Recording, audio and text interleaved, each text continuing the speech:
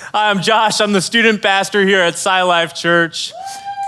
And so we've been going through this series called Family Matters, this idea that God gave Moses these 10 commandments, and then Moses brought them to us, and they're commandments to help us live, not just in the context of our lives, but even we can focus in the context of our families. And so he's given us this as a tool to help us love each other well. And one thing that really has kind of stuck out to me as I've pressed into these commandments, and especially the one that we're going to talk about today, God cannot help himself. Like, God can't help himself. Like, God doesn't do love. God doesn't have love. It says God is love. Love isn't the deity that we worship, and not all love is God, but our God is love. He can no sooner deny himself than stop loving humanity. John 3:16 doesn't say he loved the world. It said he so loves the world. He so loves. It's illogical. It's a ridiculous kind of love. The kind of love that makes a perfect God pursue a broken people. It doesn't make sense. It's so love. Have you ever met anyone with a case of the so loves? When I was getting ready to marry my wife, Jenny, when I was about to propose, I had arguably one of the worst cases of so loves. Incurable. And I had this plan. I got all our friends together to set up for the proposal. And so I got us all together, about 20 of our closest friends. And I said, all right, here's what we're going to do. We're going to lie to Jenny. And if you're like, don't bear false witness, that's a couple weeks from now. We'll worry about it then. But I was like, hey, we're going to surprise Jenny. We're going to set this whole thing up. She's going to think it's one thing. It's obviously a different thing. And so we were going to go to this lake house. It was supposed to be a retreat, kind of was, but I proposed there. And I wanted to set up the environment perfectly. And so I needed to get these lanterns. I had a sign that I wanted that she really liked. I had fake sunflowers just popping out of grass randomly. I had tiki torches lining the driveway. But there was one problem. I didn't have any money. But I so loved her. And I wasn't going to let that stop me from letting her know. And so what I did was I started selling my things. I sold my TV. I sold my PS3. I sold a watch that a friend had given me. I jumped on one of those apps where you meet strange people and sell strange things in strange places. So I sold something at a mall, at a gas station, in front of my house, which looking back was incredibly unwise. But I so loved her that I couldn't help myself. It's so love. I think this is where most of our marriages start. Like, that's why we get married, because we are so in love with each other. And God gives us a commandment to help us really press into that so love. See, Exodus 20:14 says, you shall not commit adultery. And as negative as that might sound, what it's really saying is it's saying you're going to pick that person, you're going to choose them, they're going to choose you, and you're going to continue to choose each other for the rest of your lives. You're going to remain faithful. You're going to choose to so love them. But the sad part is you can't give a message on adultery and especially on marriage without seeing the statistics. And the one that jumped out to me, the one that I had never seen before, is 50% of people, not men, 50% of people admit to having committed adultery at some point in their life. 50%. And I'm sitting there doing basic math. 50%, two people in a marriage, and just like that, statistically, not holistically, but statistically, every marriage is impacted. And the question that kind of kept coming to me was how on earth did we go from being so deeply in love to straying so far from each other?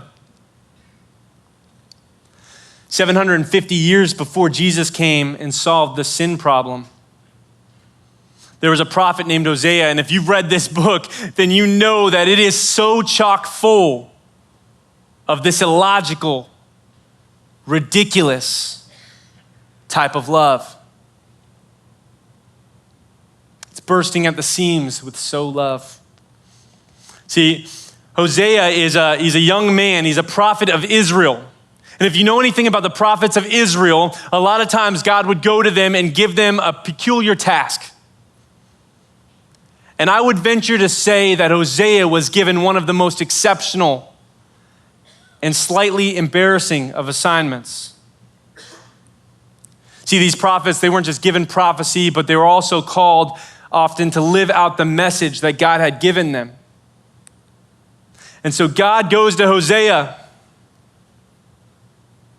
and he says, I want you to marry a prostitute.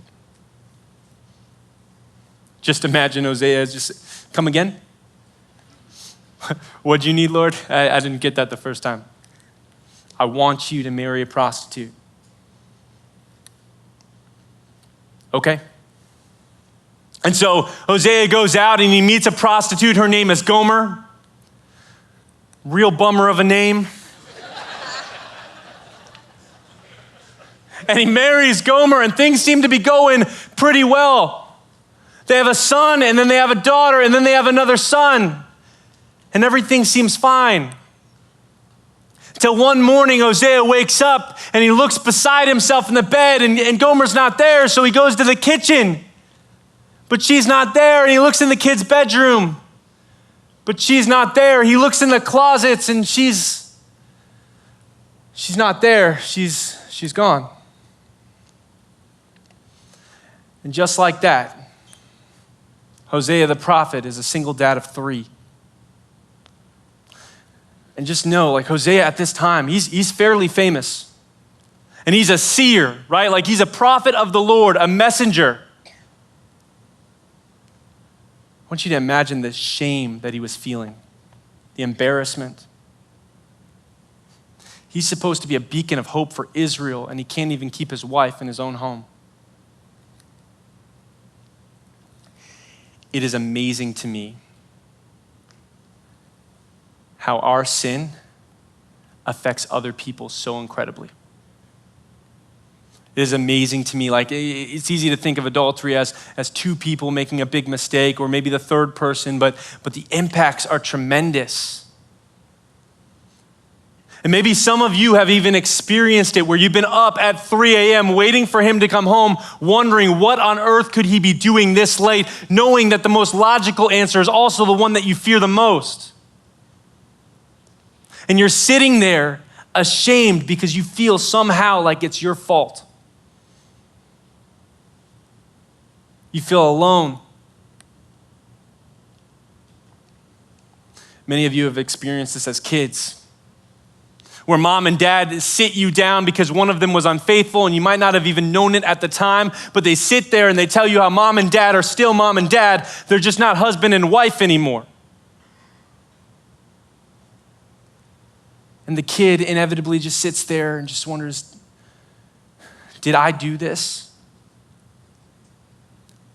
Did I do something to cause my family to leave?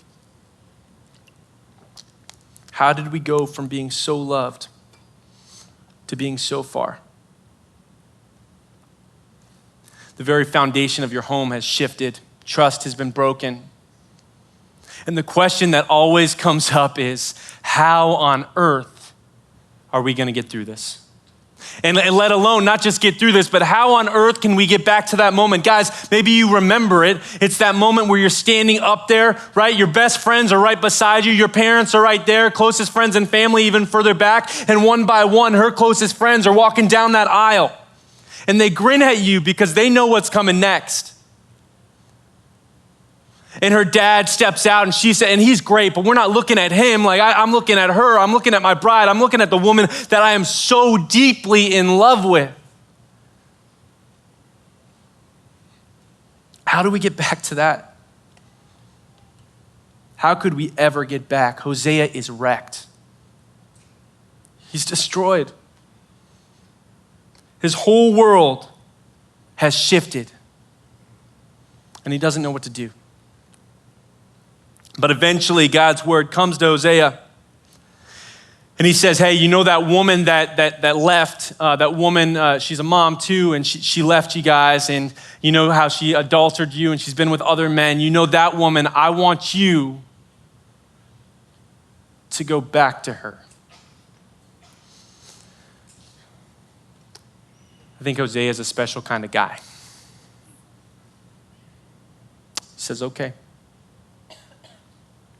Hosea chapter 3, verse 1 says, go and love your wife again, even though she commits adultery with another lover. This will illustrate that the Lord still loves Israel, even though the people have turned to other gods and love to worship them. In other words, Israel is enamored with the things of this world. They are lost in the sauce. Like they are so focused on things that they're missing the God that so deeply loves them. And see, just a little context for you, Israel in this time is experiencing tremendous prosperity. Things are going really well for them. And there's a study that I heard the other day that talks about they had three major concepts, three major beliefs about love. The first is that love can be purchased. They thought you could buy it. The second is that love is about self-gratification. And the third is about how love can be found with inanimate things, objects. And I'm hearing this list,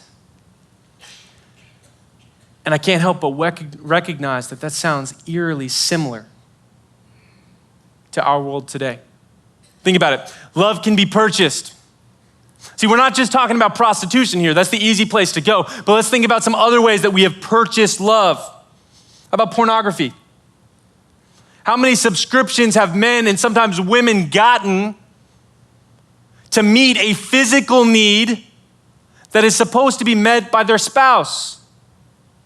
And some of you are just like, oh, okay, hold on. Josh, I get that porn, I get it's wrong, okay? I get it, it makes sense, logic's sound. But you can't tell me that I am an adulterer because I'm looking at him. Like, that's not the same thing. Like, how are you gonna put those on the same plane? Matthew 5:27-28 says, you have heard that it was said, you shall not commit adultery.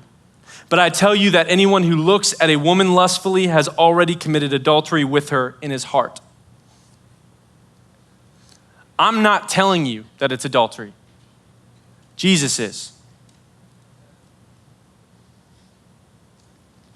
The second is that love is about self-gratification. Well, isn't this the excuse that we so often hear? I wasn't getting this from my spouse, and so I had to get it somewhere else.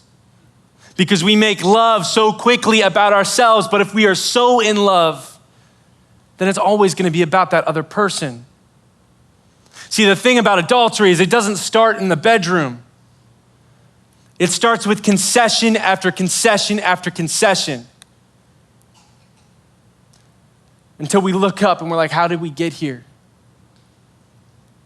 It might start with an emotional affair where you're supposed to have that emotional connection with your spouse, but you're going to go ahead and seek it somewhere else. Whatever it is, if love is about self, then it is not really love. The last is that love can be found in things. And isn't that America? Like, isn't that where we are?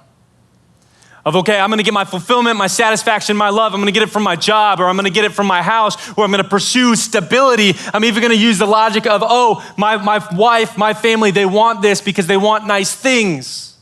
When in reality, regardless of what they need is you to be present in their lives.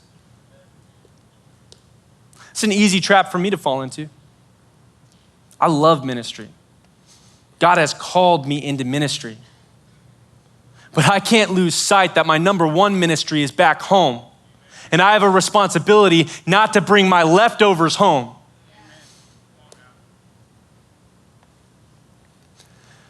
But God's love breaks through.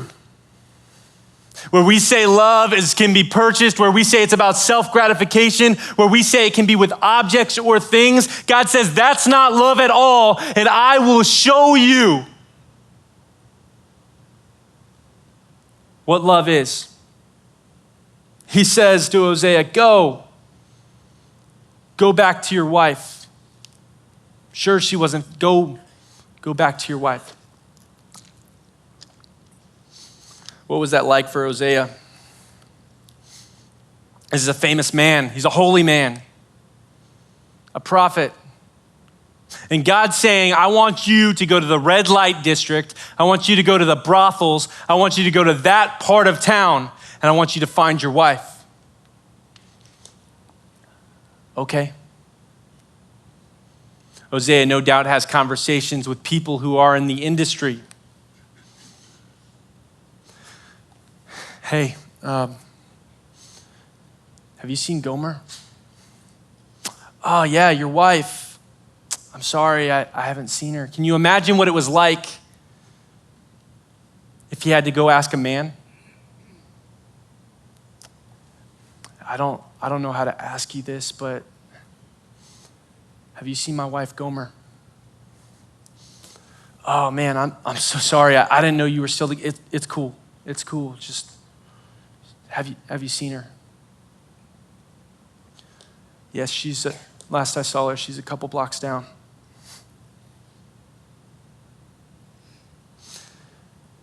Eventually, Hosea gets to where he needs to be, and he sees his bride, Gomer, and she's in chains. She's on a stage. She's in the sex slave industry. She's being sold. And this, most scholars actually believe that when Hosea walked in, it was during an auction.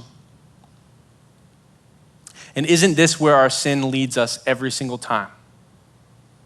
In chains on a stage. Like, it doesn't matter if you feel like it's the right thing. It doesn't matter if you feel like it's a good thing. The fact is, you made a commitment. Whether it's with another person or pornography, you made a commitment to your spouse. And the right thing is to not need chains, but a lot of us have chosen those chains and we wear them.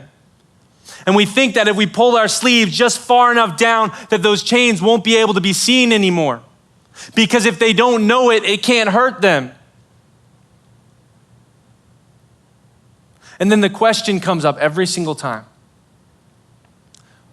Well, do I have to tell her? Okay, I get that it was wrong. Do I have to tell him? Like, wouldn't it be better, like less hurtful to them if I just don't say anything and I just kind of get my act together? Here's the truth.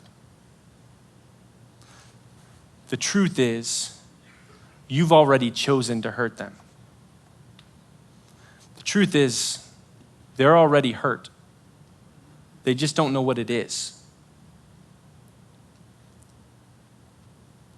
Scripture tells us that sin grows in the dark. Ephesians 5:11 says, have nothing to do with the fruitless deeds of darkness, but rather expose them. See, when we bring our sin into the light, the enemy, he loses his power over it, and God infuses power into it. I am not promising you that there won't be consequences. You messed up. There are gonna be consequences. Trust is surely broken, and it's gonna take a ton of time to get back to that moment where you're standing down the aisle waiting for her to come. It's gonna take time. But what I do know is that true reconciliation with God and with your spouse requires light. Has to happen. And there's Hosea at the auction. Hey, that's my wife. I don't care who you say she is. She's mine, and she's for sale. This is the price. Just imagine what Gomer was experiencing in that moment. She never fathomed that Hosea would come to a place like this. She never fathomed that he'd come bid to get her back? Did he have to outbid other bidders? Maybe. But as it happens, Hosea pays 15 pieces of silver and 500 bushels of barley to buy back what was already his.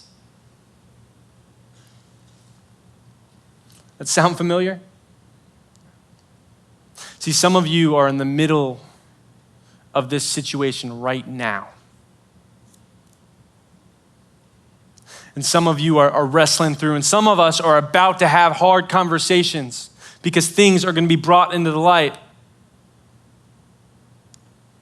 And the easy tension is that you're telling me that they did this, they betrayed me, they shattered trust, they did all these things, and you're telling me that I am supposed to buy them back? That I'm supposed to pursue them and to love them in spite of what they did? Firstly, I'm so sorry. What you have gone through, or what you're going through or about to go through, is awful. You don't deserve it. I want you to know that we have people here that want to partner with you to care for you in this hard time. I want you to know that I've set aside intentional time throughout this week to be in prayer for these conversations as they come to light. And I especially want you to know this is not your fault. You didn't do this, you're not to blame, and you've got nothing to be ashamed of. Secondly, yes, I believe that our marriages are supposed to be pictures of the gospel. And I see Jesus up there on that cross getting nails hammered into his flesh saying, Father, Father, forgive them. They know not what they do. See, Jesus was the only one with the right to pick the hammer up.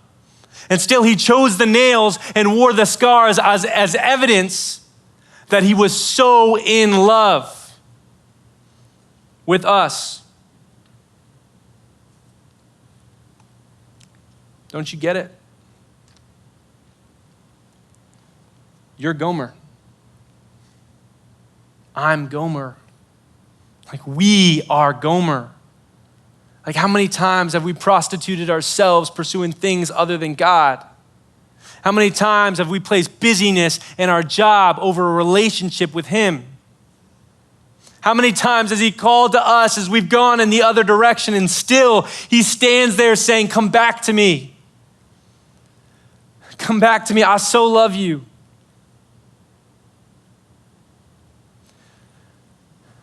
Yes, even with adultery, we are called to forgive. We are called to press into forgiveness and cancel the debt. That doesn't mean that you trust them. In fact, in a lot of situations, it would be incredibly unwise to trust automatically after that. Trust has been broken, it's been shattered, and is going to take a ton of time to rebuild and repair. But forgiveness, that's something we can start today. That's something that each of us can press into today. And maybe that's where you are right now. Maybe that's what you're wrestling through of how do I forgive him or her after this? Maybe you're just married and you're like, I don't know what this dude's talking about. Maybe you've been married for 30 years and everything's going well. Maybe you're just learning what dating and having a godly relationship looks like. Or maybe you haven't met that person. Regardless of where you are, as I've pressed into this topic, there are 4 things that just kept coming up that I wanted to share with y'all. The first one is intimacy with God. The best thing that I can do for my wife is walk closely with Jesus. The best thing that I can do to love and lead her is to be loved and led by Christ. And I would even venture to say that adultery is impossible next to Jesus. It's not something that happens when I am walking closely with God. I have to pursue a relationship with him. The second, I have to establish boundaries. Freedom in a marriage requires boundaries in other relationships. I'll give you an example.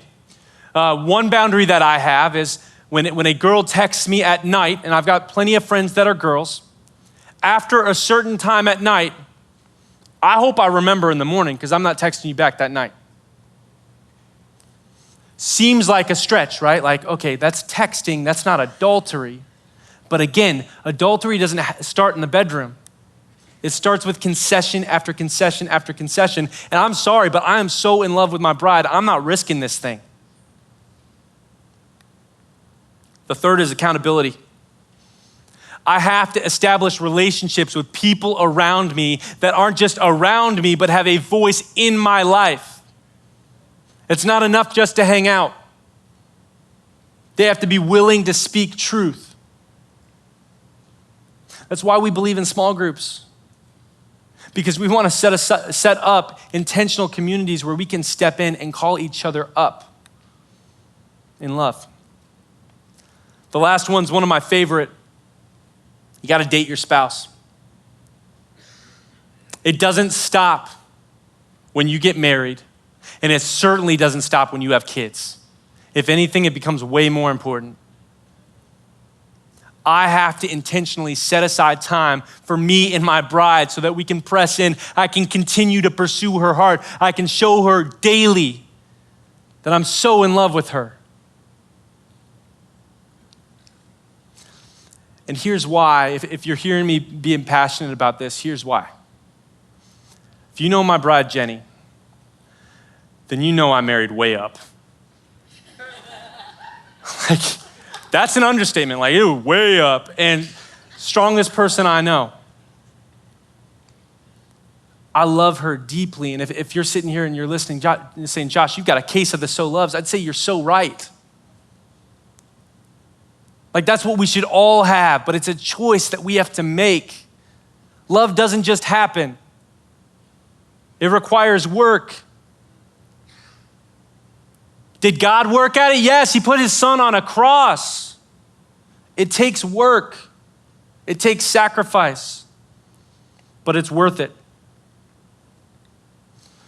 So Hosea, he buys Gomer back. And when he pulls her aside, he doesn't scold her. He doesn't talk down at her. Here's what he does. He renews his vows. Check out verse 3. It says, you shall stay with me. You shall stay with me for many days. You shall not play the harlot, nor shall you have another man. So I will also be toward you. He says, Gomer, I know you messed up, but I want us to start over. Like, these are my vows to you. And please, like, this is what I need from you too. We need to stick at this thing because I'm going to be faithful to you. And I need you to be faithful to me because God created you for me and sent me on a mission to be with you. And so here I am. I so love you. I still so love you.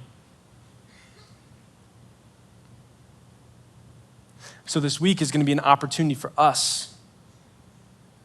And some of us, we're still so caught up in being so in love, and that's awesome. And some of us need to get back to that. And I wanted to give you a chance to respond, and so here's what I'm going to ask. If you're sitting with your spouse right now, I want you to pray intentionally together for each other's hearts. I want you to pray over your marriage. I want you to pray over what it looks like for both of you to press into Jesus. And if needed, seek forgiveness. If your spouse isn't here, you can still do all those things for them. If you're dating, pray together over your relationship that it can honor God. And if you haven't met that special someone yet, I believe that God is preparing somebody for you. Pray that you're ready. Pray that they're ready.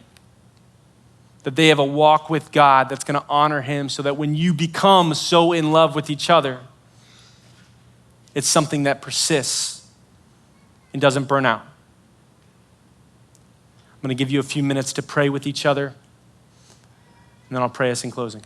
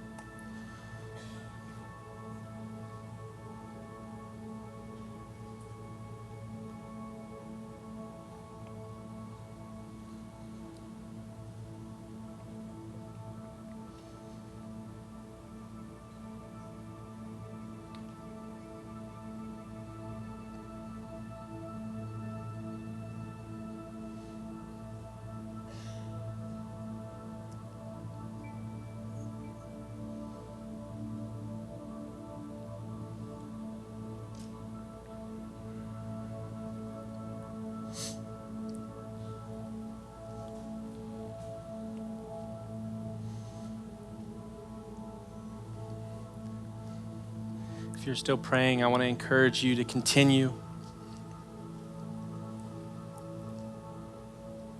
Jesus, we love you. We so love you.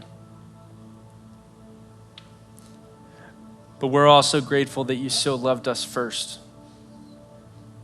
That even in our brokenness and the things that we've kept hidden in the dark, that you can call us out of those things so that we can be reconciled with each other and with you. God, give us courage to have hard conversations. Whether it's conversations about emotional affairs or adultery in any form, pornography.